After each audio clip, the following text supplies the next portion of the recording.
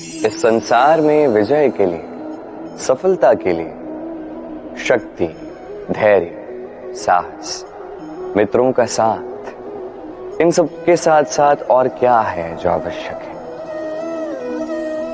विश्वास। सत्य कहूं तो यह विश्वास वास्तव में अमूल्य है, किंतु दो धारी तलवार की भांति है।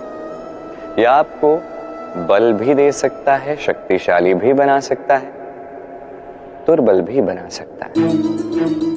कैसे? यदि आप केवल दूसरों पर विश्वास करते हो कि ये सब मुझे संभाल लेंगे, आपका विश्वास केवल दूसरों पर है और उस विश्वास के आधार पर आप कर्म करते हो, तो आप दुर्बल ही बनोगे। किंतु यही विश्वास यदि आपका स्वयं पर है कि चाहे जो कुछ भी हो जाए, मैं स्वयं को संभाल लूंगा, मैं अपना मार्ग बना लूंगा, संकटों का सामना मैं कर लूंगा और जीवन में आगे बढ़ूंगा, तो ये विश्वास आपको बल देगा। अब निर्णय आपका है, क्या चाहते हैं आप? ये विश्वास आपको बल दे या दुर्बलता? सोचिए और मेरे साथ प्रेम से कहिए, राधे राधे। वन हम सभी को प्रिय है, वहां की हरियाली, शांति, वहां का सुगंधित वातावरण हम सभी को भाता है। इन वनों में हमें लकड़ी मिलती है जो संसार में, हमारे जीवन में हमारी बड़ी सहायक होती है। इससे हमें अनेक उपकरण प्राप्त होते हैं, अनेक वाद्य यंत्र हमें इससे प्राप्त होते हैं। इसके कई सारे उपयोग हैं। कुछ लकड़ियां अत्यंत सुगंधित होती हैं जिसे हम ईश्वर को चढ़ाते हैं, जैसे चंदन। अब सोचिए, एक नासमझ व्यक्ति, उसके हाथ से एक छोटी सी चिंगारी निकलती है और वो पूर्ण वन को भस्म कर देती है। अब जब ये आग फैलती है तो ये किसी को नहीं छोड़ती, अन्य वृक्षों को नहीं, पत्तों को नहीं, फलों को नहीं, कांटों को नहीं, मार्ग में जो भी आता है उसे जला देती है। बस एक छोटी सी चिंगारी। किंतु ये छोटी सी चिंगारी सबसे पहले क्या जलाती है? वो छोटी छोटी सूखी पत्तियां, वो छोटी छोटी लकड़ियां। इसी प्रकार आपके जीवन में एक बुरा व्यक्ति आकर संभवतः आपके समस्त जीवन का नाश कर सकता है। और आपके इस जीवन में ये छोटी छोटी पत्तियां, ये छोटी छोटी सूखी लकड़ियां आपके छोटे छोटे स्वार्थ हैं। आपके स्वार्थ के द्वारा ये बुरे व्यक्ति आपके मन में बुरे भाव भर देते हैं और धीरे धीरे आपके जीवन का नाश करते हैं।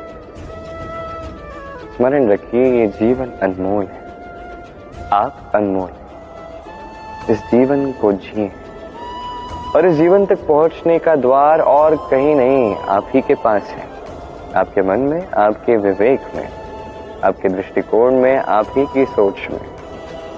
इस द्वार को खोलिए, जीवन सफल रहेगा और प्रेम के साथ कहेगा, राधे राधे।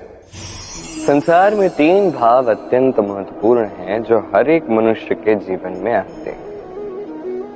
पहला है आनंद, जो हम सभी पाना चाहते हैं। दूसरा है क्रोध, ये तब आता है जब हम अपना वश खो देते हैं या कोई परिस्थिति हमारे अनुकूल नहीं होती। तीसरा है दुख, ये दुख भी तब आता है जब कोई परिस्थिति हमारे अनुसार नहीं होती या हमारे प्रियजन हमें नहीं समझ पाते, हम कुछ अमूल्य खो देते हैं, तब ये दुख हमारे हृदय में आश्रय कर लेता है। ये तीन भाव ऐसे हैं जो जीवन में आते रहेंगे, जाते रहेंगे। किंतु इन तीन भावों में क्या स्मरण रखना है, सुनिए। जब भी आप आनंदित हैं, वचन ना दें, क्योंकि जब मनुष्य आनंदित होता है वो अपना विवेक खो बैठता है। दूसरा, जब भी आप क्रोधित हैं, उत्तर ना दें, क्योंकि क्रोध में जब भी उत्तर दोगे वो शुभ नहीं होगा। तीसरा, जब भी आप दुखी हैं, निर्णय ना लें, तब अपने मन पर, अपने कर्म पर, अपने वचन पर नियंत्रण रखें। फिर इन तीन भावों में ये सब आप नहीं करेंगे तो जीवन में कभी नहीं पछताएंगे। आइए मेरे साथ प्रेम से कहिए, राधे राधे। हम में से अधिकतर लोग किसी न किसी महाशक्ति के अस्तित्व को स्वीकार करते हैं। हम मानते हैं कि ये वो महाशक्ति है जिसका प्रभाव, जिसकी कृपा सदैव हम पे बनी रहती है। हमारे कर्मों पर, हमारे कर्म फल पर सदैव इसकी दृष्टि होती है।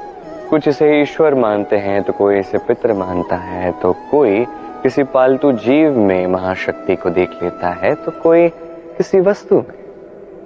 हर एक की अपनी मान्यता है, किंतु उस शक्ति से आशीष प्राप्त करने के लिए या कोई इच्छा मांगने के लिए हम कभी ना कभी मंदिर जाते हैं। इस मंदिर शब्द की स्थापना कैसे हुई, पहले ये समझते हैं। मंदिर, इस शब्द का आरंभ होता है मन से। किंतु अधिकतर लोग जब भी मंदिर में जाते हैं कोई इच्छा मांगने के लिए या इच्छा पूर्ण होने के पश्चात धन्यवाद देने के लिए, तो वो केवल शारीरिक रूप से वहां उपस्थित होते हैं। उनका मन तो सांसारिक कर्मों में ही लगा होता है, नहीं? अब बताइए इसका क्या अर्थ है? यदि आप मंदिर में मन ही नहीं ले गए तो भला क्या लाभ होगा? मंदिर में जाके इस मन को ईश्वर को पूर्ण रूप से समर्पित कर दीजिए। इस मन से ईश्वर की आराधना कीजिए और इसी मन के साथ कहिए, राधे राधे।